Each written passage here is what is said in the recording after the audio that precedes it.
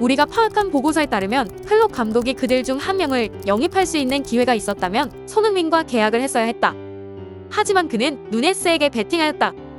리버풀 매체 리버풀닷컴은 리버풀이 손흥민을 영입할 기회가 있었으나 위르겐 클롭 감독이 거절했다고 보도했는데요. 클롭 감독이 다윈 누네스를 영입하기 위해 손흥민 영입을 포기했는데 누네스가 부진하면서 리버풀이 시즌 초반 어려움을 겪고 있다는 주장입니다. 리버풀닷컴은 18일 다윈 누네스의 리버풀 이적 진실을 숨기지 않겠다며 손흥민과 로베르트 레반도프스키를 거론한 기사를 게재하였는데요. 이 기사는 다윈 누네스가 리버풀에서의 출발이 좋지 못한데 리버풀은 누네스 대신에 다른 3명의 선수라는 대안이 있었다는 주장을 하고 있습니다. 아직 시즌 초반이기에 누네스가 기대한 만큼 좋은 활약을 보여주지 못한 것을 가지고 논하기는 어렵다면서도 누네스가 엄청난 이적료에 영입되어 온 것을 꼬집었습니다.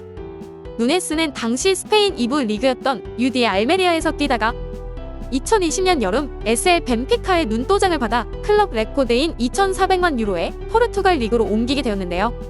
2시즌 동안 총 81경기에 출전해 48골 14도움으로 절정의 폼을 과시하면서 빅리그 클럽들의 시선을 사로잡았었습니다.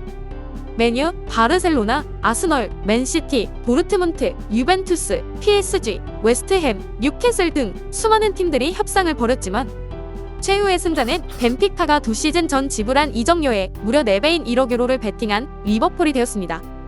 당시 리버풀은 계약 기간이 1년 남은 사디오 마네가 팀을 떠나게 되어 급하게 빈자리를 메꿔야 했던 상황이었는데요.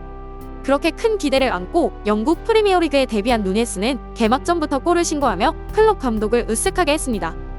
하지만 2라운드 크리스탈 팰리스와의 경기에서 자신의 분을 참지 못하고 상대 선수에게 박치기를 가해 퇴장당하며 무려 3경기 출장 정지 징계를 받게 되었죠. 우여곡절 끝에 6라운드 복귀전을 치렀으나 득점 없이 후반 35분 디오고 조타와 교체되었고 리그 경기뿐만 아니라 챔피언스 리그에서도 결정적인 찬스에서 자신의 몸값과는 어울리지 않는 골 결정력으로 4경기 연속 무득점에 묶여있는데요. 이 때문에 과연 누네스의 이적이 그에게 금액을 지불할 만한 가치가 있었는지에 대한 논란이 일어나고 있는 것입니다. 리버풀닷컴은 물론 누네스는 정말 좋은 선수이기에 결국 잘 될 것이라고 내다봤지만 구단이 지금과는 다른 상황을 맞을 방법이 있었다면서 그 방법은 사디오 마네를 대체할 3명의 다른 스트라이커를 영입하는 것이었고 분명히 기회가 있었지만 누네스를 위해 위르겐 클롭 감독이 모두 거부해버렸다는 것이었습니다. 그 문제의 공격수 3명은 바르셀로나의 로베르트 레반도프스키와 토트넘의 손흥민 그리고 히샬리송인데요. 사실 레반도프스키는 지난 몇 년간 리버풀과 계속 연결되어 왔지만 34세란 나이를 생각했을 때 계약 가능성이 적었다며 리버풀을 인수한 모기업인 FSG가 그에게 그러한 돈을 건네는 것은 불가능해 보였다고 평가했습니다.